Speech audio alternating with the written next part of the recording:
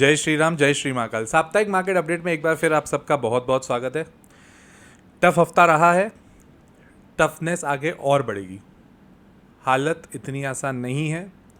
जिस हिसाब से वर्ल्ड में सिचुएशन है, मैं पिछले 2 हफ्ते से क्लियरली आपको ये बोलते जा रहा हूँ कि काफ़ी अनसर्टनिटी है मार्केट में, जो इस हफ्ते हमको काफ़ी दिखी। कभी भी मार्केट 500-800 पॉइंट बढ़ जा रहा है, निफ्टी कभी भी गिर जा रहा है। तो ये अनसर्टनिटी का एक बहुत इम्पॉर्टेंट सूत्र है और हालत और टाइट होनी है। कुछ खबरें ऐसी हैं जो हमें ध्यान रखनी चाहिए और उसके ऊपर हमें अपना सतर्क रहना भी चाहिए। सबसे पहले मोदी जी का जो स्टेटमेंट था, पूरे इंडिया में उस चीज़ को बहुत अलग लेवल पे देखा गया। लोगों ने सोचा कि अरे अरे अरे अब तो लॉकडाउन ही आ गया, लॉकडाउन ही आ गया, कुछ ना कुछ तो गड़बड़ हो रहा है। इसमें कोई दो राय नहीं है कि गड़बड़ियाँ तो चल रही हैं।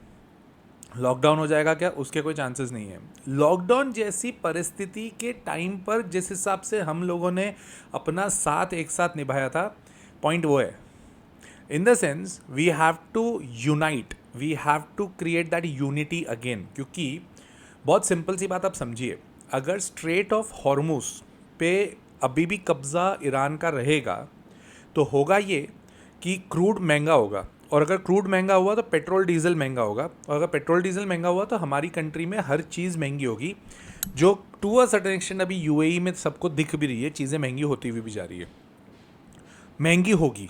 अब होता क्या है ना, जब महंगी होती है तो कमाई तो उतनी नहीं बढ़ रही है जितने हमारे खर्चे बढ़ जाएंगे। तो उस बेसिस पर ये एक पैनिक की सिचुएशन हमारी कंट्री में भी क्रिएट हो सकता है। आपने एक चीज़ नोट करी होगी, मोदी जी ने ये तब बोला था जब उनकी डोनाल्ड ट्रंप से बातचीत हो गई थी। तो डोनाल्ड ट्रंप की बातचीत के अगले दिन या उसी दिन शाम में उन्होंने ये स्टेटमेंट दे दिया था कि ये वॉर लंबा चलेगा। मतलब डोनाल्ड ट्रंप इतनी आसानी से नहीं मानेगा। अगर आप लॉजिकली भी बात करोगे ना तो मानेगा, वो नहीं मानेगा। कारण बताता हूँ। वर्ल्ड का सुपर पावर कौन? यूएसए। यूएसए के साथ अभी सबसे बड़ी प्रॉब्लम क्या है? Straight of Hormuz. क्यों? क्योंकि स्ट्रेट ऑफ हॉर्मुज से क्या निकलेगा? क्रूड। और क्रूड वर्ल्ड वाइड सब जगह इंपॉर्टेंट है। अब होगा ये, जिसने स्ट्रेट ऑफ हॉर्मुज के ऊपर अपना कब्जा बनाए रखा वो इस वॉर को डोमिनेट करेगा। एज ऑफ नाउ ईरान कर रहा है। अगर डोनाल्ड ट्रंप ये वाला नहीं कर पाया कंट्रोल, और अगर डोनाल्ड ट्रंप मतलब यूएसए ने अगर इसको कंट्रोल नहीं किया, तो ये ध्यान रखना अगले 2-3 साल में कोई बड़ी बात नहीं है कि जो सुपर पावर है वो शिफ्ट होगा।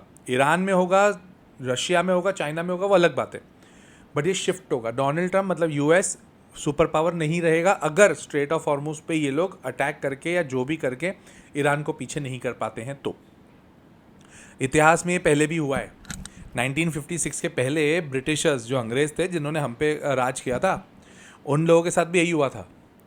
1956 में स्विस कैनाल था, जो एशिया को यूरोप से कनेक्ट करता है सी रूट में। स्विस कैनाल का आपने नाम सुना भी होगा।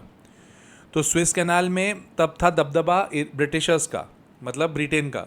फिर वहाँ पे इजिप्ट ने अपना दबदबा बनाया, वहाँ पे बहुत अटैक हुआ, बहुत प्रॉब्लम हुई। तो यूएस, सोवियत यूनियन और यूनाइटेड नेशंस, इन सब ने ब्रिटिशर्स को चुप करा दिया कि मत करो, हो गया, बहुत अटैक कर दिया। उसके बाद पाउंड की वैल्यू गिरी। यूक्रेन के पास, यूनाइटेड किंगडम के पास, मतलब ब्रिटेन के पास में जो पैसे थे वो कम हुए, उनका दबदबा कम हुआ और वो वर्ल्ड के सुपर पावर में से हट गए। इसको बोलते पावर शिफ्ट। कोई बड़ी बात नहीं है कि हम सोच रहे थे ईरान का रेजिम चेंज होगा, यूएस में चेंज हो जाए मतलब यूएस का सुपर पावर चेंज हो जाए, तो उसको हमें थोड़ा ध्यान देना पड़ेगा। तो मोदी जी का वो लॉकडाउन वाला जो सिचुएशन है, it is not lockdown, it is just being alert कि अगर कुछ सिचुएशन आती है तो हमको साथ में बैठ के करना पड़ेगा। इन्फ्लेशन की सिचुएशन आएगी, दिख रही है। बहुत सारी चीज़ें ऑलरेडी बहुत महंगी हो गई है। कंस्ट्रक्शन के टाइम पे जाओगे आप, जो टाइल्स हैं वो टाइल्स महंगी हो गई है, सीमेंट महंगा होते जा रहा है, सब कुछ महंगा हो रहा है, हालत टाइट होगी। हाउदीस, जो कि यमन में ईरान के सपोर्टर्स है, वो भी आ गए उस वॉर में। हाँ, थोड़ा ध्यान रखिएगा। और अब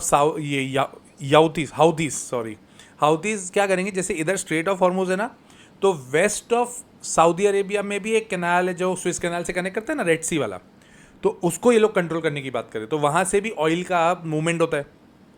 ईरान बहुत, जितना सोचा था उससे 10 गुना बेहतर चल रहा है ईरान, 10 गुना वॉर के हिसाब से बात कर रहा हूँ मैं। नेक्स्ट इंडिया में आ जाते हैं। HDFC बैंक की हालत की जिस हिसाब से हमने न्यूज़ें सुनी है, कंडीशन तो देखो गड़बड़ है, बट क्या ये कंडीशन बिजनेस रिलेटेड गड़बड़ है क्या? नहीं, बिजनेस रिलेटेड गड़बड़ नहीं है, बट हाँ कंडीशन कंपनी वाइज जो कंडीशन है वो अच्छी नहीं है। क्या गिरावट और हो सकती है? अभी तो मार्केट ही गिरा हुआ है, तो गिरावट क्यों नहीं होगी? तो थोड़ा सा ध्यान रखिएगा। सब अभी सपोर्ट सबके मैं बताऊंगा आपको। इसके अलावा ताइवान को चाइना ने घेरा हुआ है और यूएस ईरान में लगा हुआ है। चाइना ने अगर ताइवान को हथिया लिया, यूएस ईरान में उलझा रहा, तो सेमीकंडक्टर्स पे कंट्रोल किसका होगा? Think about it. सेमीकंडक्टर इसलिए बोल रहा हूँ क्योंकि ताइवान में सेमीकंडक्टर्स का पूरा सेटअप है। एक तो ये भी चल रहा है। कुवैत के ऊपर बहुत बहुत खतरनाक अटैक्स हुए हैं। कुवैत एक ऐसी जगह बन गई है जहाँ पर बहुत ज़्यादा, यूएई पर भी चल ही रहे हैं, अटैक्स हैवी हैं। हमें क्या करना रहेगा मैं अभी आपको बताऊंगा। गोल्ड सिल्वर के ऊपर पहले बात कर लें। आ गया ना गोल्ड नीचे? इतने टाइम से आप इसी बात पे दुखी थे ना, गोल्ड नीचे नहीं आ रहा, गोल्ड नीचे नहीं आ रहा, सिल्वर नीचे नहीं। सिल्वर को देखो, सिल्वर को अभी भी छेड़ने की ज़रूरत नहीं है। गोल्ड में एसआईपी कंटिन्यू रखिएगा, मार्क माय वर्ड्स, बहुत मज़ा आएगा, लंबे समय तक बढ़िया पैसे बनाओगे। बट गोल्ड में एसआईपी करिएगा, लमसम नहीं। राइट? हमें क्या करना चाहिए? इंडिया डायरेक्टली इन्वॉल्व नहीं है, तो जब भी ये वॉर ख़त्म होने की सिचुएशन पे आएगा तो इंडिया को भरपूर फ़ायदा मिलेगा। अभी नहीं मिल रहा है क्योंकि ऑब्वियस रीज़न है, अभी जब मामला गड़बड़ है, जब आग लगी हुई है, तो आग सबसे पहले बुझेगी हमारे पास में, और हमारे यहाँ पे ही सबसे पहले एक ब्लॉसमी मौसम आएगा, हमारे इसमें सबसे बढ़िया पहले माहौल आएगा। तो इसको ध्यान रखिएगा। लेवल वाइज बात करूँ, अब कल जैसे गैप डाउन होने की पूरी उम्मीद है निफ्टी की, तो इफेक्टिवली अगर मैं आपको बताऊं तो इट शुड नॉट क्रॉस 22,400। अगर 22,400 जाता है तो जो पुराना वाला लेवल था ना 21,800 का, वो वाला खुल जाएगा। 21,800 बहुत क्रिटिकल लेवल रहेगा। अगर वो टूट गया, मतलब 1000 पॉइंट यहाँ से निफ्टी और गिर गई, तो फिर मार्केट में करेक्शन नहीं आएगा, मार्केट में रिसेशन की सिचुएशन आएगी। तो थोड़ा सा सतर्क रहिएगा। मेरे हिसाब से अपने को तो बाय ऑन डिप्स करना चाहिए, बाकी सबका अपना अपना डिसीजन होना चाहिए। रिलायंस की बात करूँ, लास्ट सपोर्ट रिलायंस का आएगा 1300 का, अगर वो गया तो 21,800 निफ्टी भी जाएगी। एसबीआई पिछले हफ्ते उसने डोजी बनाई थी और इस हफ्ते उसका डोजी का नीचे का कंटिन्यूशन है, बट ये ध्यान रखना 1000 रुपये का बहुत स्ट्रॉन्ग सपोर्ट है, वो टूटता है तो दिक्कत आएगी, अदरवाइज कोई प्रॉब्लम नहीं है। एचडीएफसी बहुत लोगों का क्वेश्चन था, इस हफ्ते भी डोजी जैसा पैटर्न बनाया है, 700 रुपये पे अगला सपोर्ट है, 700 रुपये पे। ठीक है, मतलब यहाँ से भी 4 से 5% और नीचे। ठीक, कोटक महिंद्रा बैंक जिस हिसाब से चल रहा था, पिछले हफ्ते डोजी बनी थी, इस हफ्ते फिर डोजी बनी है, दोनों टाइम डोजी बनी है। और जब डोजी बनती है तो आपको थोड़ा सतर्क होना पड़ेगा, क्योंकि डोजी एक ऐसा पैटर्न है जो यहाँ से रिवर्सल भी ले आ सकता है और गंदा कंटिन्यूशन भी ला सकता है। तो डोजी बहुत फितूरी होता है, फितूरी मतलब बहुत चंचल होता है।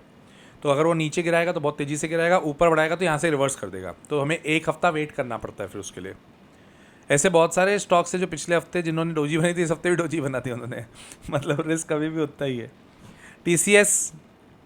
टीसीएस कंपेरेटिवली थोड़ा ठीक लग रहा है, 2200 का सपोर्ट है आखिरी। ठीक है, नैल्को, मेरे को नैल्को मेटल्स में one of the best companies लग रही है अभी नैल्को, तो नैल्को ठीक है, कोई दिक्कत की बात नहीं है।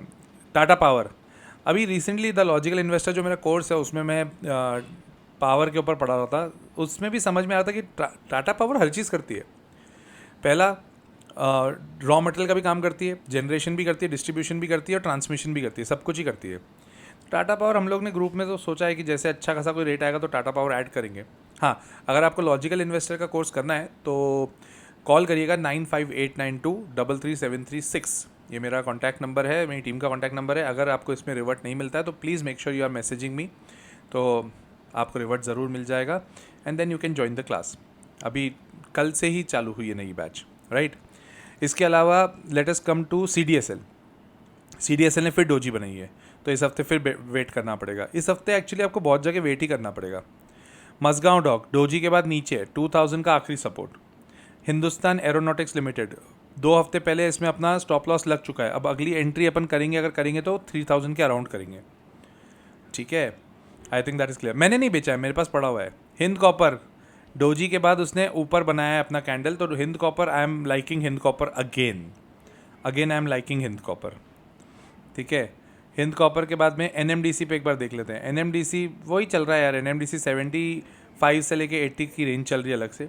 जियो फाइनेंशियल्स एक ऐसा कंपनी है, मेरे को लगता है कि इसको आपको और थोड़ी अब नज़र रखनी चाहिए जियो फाइनेंशियल्स के ऊपर, ये मौका अच्छा दिख रहा है। NTPC लुक्स गुड, कोई दिक्कत की बात नहीं है। IRFC और रेलवेज़ प्लीज़, पहले भी अवॉइड कर रहा था, अभी भी अवॉइड कर रहा हूँ, प्लीज़ अवॉइड करिएगा। ठीक है, भारत डायनामिक्स बहुत लोगों का था, अभी अवॉइड करना, पिछले हफ्ते स्टॉप लॉस लग चुका है, तो कुछ भी करने की ज़रूरत नहीं है। इन सब में मैं इन्वेस्टेड नहीं हूँ, बट ये आप लोगों के क्वेश्चंस होते हैं तो उसको कवर करना बहुत ज़रूरी है। IREDA, I am liking IREDA now, but अभी लॉन्ग टर्म के हिसाब से अभी सोचना पड़ेगा कि मार्केट की कंडीशन एक बार सुधर जाए।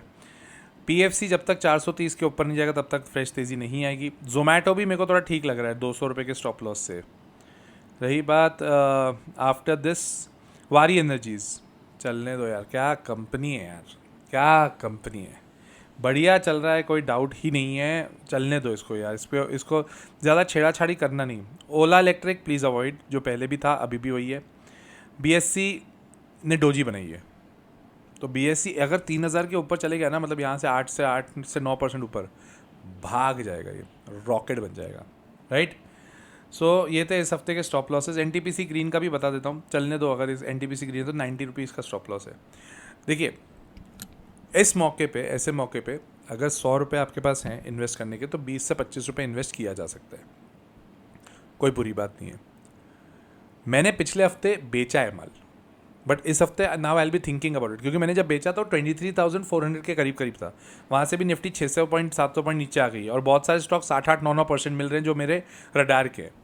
तो मैं लॉन्ग टर्म के हिसाब से थोड़ा सा पैसा इन्वेस्ट करने के मूड में तो हूँ अभी, ठीक है। क्या क्या ऐड करूँगा वो सब चीज़ों के लिए, या तो फिर आप इंस्टाग्राम हैंडल पे आ जाइए, या फिर आप लॉजिकल इन्वेस्टर कोर्स ज्वाइन कर लीजिए, या ज्वाइन का बटन जो इसके नीचे वो दबा दीजिए, क्योंकि उसमें मैं बहुत ज़्यादा बार अपडेट करता रहता हूँ, राइट। तो मिलता हूँ अगले हफ्ते साप्ताहिक मार्केट अपडेट में। टिल देन, जय श्री राम, जय श्री महाकाल।